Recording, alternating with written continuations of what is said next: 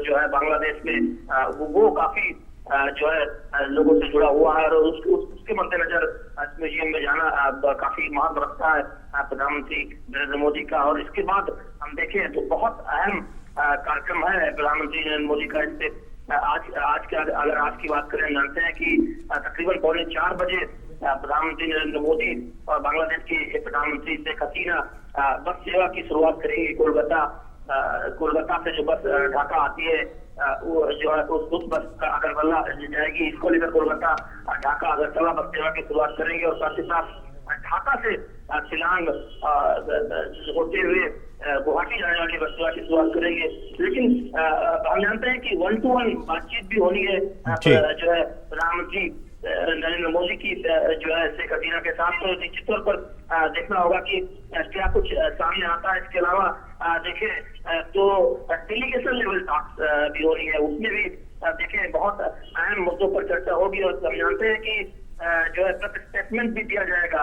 लेकिन जो सबसे अहम है कि जो है भारत और बांग्लादेश को लेकर जो लैंड बाउंड्री एग्रीमेंट 1974 है, उसके बाद देखें तो उससे संबंधित जो संविधान संशोधन विधेयक भारत की संसद में पारित हुआ है, उसको लेकर उसे एक तरह से कहे जमीनी स्तर पर क्रियान्वित करने से संबंधित दस्तावेजों की अदला-बदली होनी है, और वो उसका गवाह जो इस दौरा रहेगा। तो ऐसे में जो बहुत ऐतिहासिक दौरा कहा जा रहा है, तो बहुत अहम मुद्दों पर जो है पहल हो रही है और उस पर जो आगे बढ़ा जा रहा है। लिहाजा निश्चित तौर पर जो है बहुत उम्मीदें हैं लोगों को, खासतौर पर इस बात को लेकर भी कि जिस संपर्क को बढ़ाने की बात कही जा रही है बस सेवा की शुरुआत से, निश्चित तौर पर न केवल भारत और बांग्लादेश के बीच सड़क मार्ग का संपर्क बढ़ेगा, बल्कि उत्तर पूर्व की जो कोलकाता से कनेक्टिविटी की बात करें तो हम जानते हैं कि दूरी काफी घट जाएगी। इसका जिक्र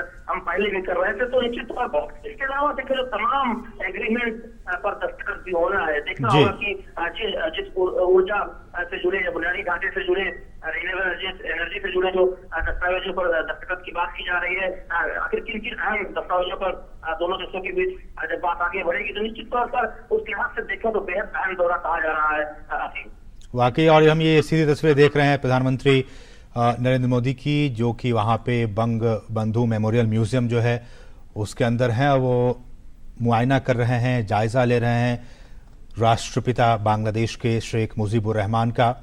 और हम अपने दर्शकों को ये बताएं कि ये जो बंगबंधु मेमोरियल म्यूजियम है, ये घर हुआ करता था फादर ऑफ द नेशन, जो वहां के राष्ट्रपिता हैं बांग्लादेश के बंगबंधु शेख मुजीबुर रहमान का, उनका ये घर है। वो इसी घर में रहा करते थे और उनको इसी घर में अरेस्ट किया गया था 25 मार्च की रात को, 1971 की रात को, जब सिविल वॉर चल रहा था बांग्लादेश और पाकिस्तान के बीच में। और ये भी महत्वपूर्ण है कि इस मेमोरियल में जो उनकी लाइफ के जो कुछ पर्सनल फोटोग्राफ्स हैं उनको भी इसमें संजो कर रखा गया है, और इसको उनके इस घर को म्यूजियम में तब्दील कर दिया गया 1997 में। और आम लोग शेख मुजीबुर रहमान से जुड़ी तमाम बातों को इस म्यूजियम में जाकर देख सकते हैं, समझ सकते हैं और इसके बारे में जानकारी हासिल कर सकते हैं। और जिस बात का जिक्र हमारे संवाददाता शैलेंद्र मिश्रा कर रहे हैं कि अब से कुछ ही देर के बाद जो है वो काफ़ी हाई लेवल की मीटिंग होने वाली है वहाँ की पीएम के साथ, हमारे पीएम नरेंद्र मोदी का। और जिस तरह से ये जो दौरा हुआ है प्रधानमंत्री का बांग्लादेश का, ये काफ़ी अपने आप में काफ़ी मायने रखता है, क्योंकि लैंड बाउंड्री एग्रीमेंट जो है उस पर सबकी नजरें हैं, क्योंकि अब से कुछ ही दिन पहले हमारी भारतीय संसद ने इस एग्रीमेंट को मंजूरी दी है। और इस मंजूरी के कुछ ही दिन के बाद ये भी अपने आप में काफ़ी महत्वपूर्ण है कि बांग्लादेश की संसद ने भी इस लैंड बाउंड्री एग्रीमेंट को रेटिफाई किया है, वहाँ पे उसको रेटिफाई किया गया है। और इसी क्रम में और इस यात्रा के दौरान ही पीएम मोदी और शेख हसीना जो है वो इस लैंड बाउंड्री एग्रीमेंट पे हस्ताक्षर करेंगे, दस्तखत करेंगे। और शैलेंद्र, इस लैंड बाउंड्री एग्रीमेंट के बाद से जो काफ़ी समय से जो घुसपैठ की समस्या है, जो आतंकवाद की समस्या है, जो नॉर्थ ईस्ट के क्षेत्रों में हम देखते हैं कि जो कभी कभार राइट्स दंगे हो जाते हैं, लोग मारे जाते हैं, आगजनी हो जाती है, वो जो समस्या है इस एग्रीमेंट के बाद उन सारी समस्याओं पे काफ़ी हद तक लगाम लग पाएगा। देखिए, इसमें कोई संदेह नहीं है, क्योंकि जो सीमा की समस्या थी, इनक्लेव्स को लेकर जो थी, जो दोनों तरफ जो इनक्लेव्स थे उसमें जो लोग रह रहे थे, न केवल ये एक तरह से घुसपैठ जैसी जो समस्या थी, उसके अलावा दोनों तरफ रह रहे इनक्लेव्स में जो लोग थे उनके जिनका जो जीवन यापन था वो भी बेहद कठिन था।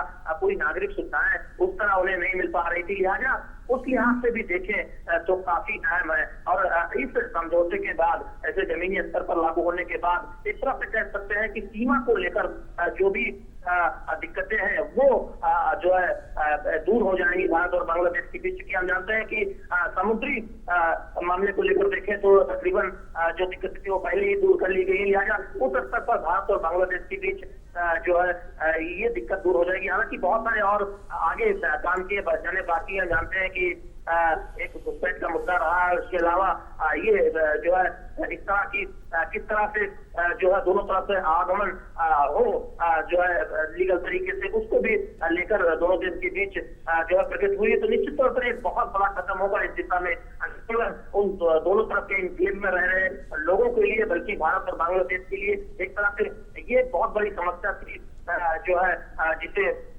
जो है जिस पर एक तरह से कहें लैंड बाउंड्री एग्रीमेंट के जरिए दोनों सरकार आगे बढ़ी है इस समस्या को करने को लेकर। जमीन स्तर पर जब इनक्लेव्स की अदला बदली होगी उसके बाद जो है निश्चित तौर पर कह सकते हैं कि जितना बहुत प्रगति होगी। हालांकि ये आसान नहीं था। आप अफीम देखें 4 दशक से देखें तो प्रगति होने का। जी शैलेंद्र, अभी आप हमें ये जानकारी दे रहे थे किस तरह से कितना इम्पोर्टेंट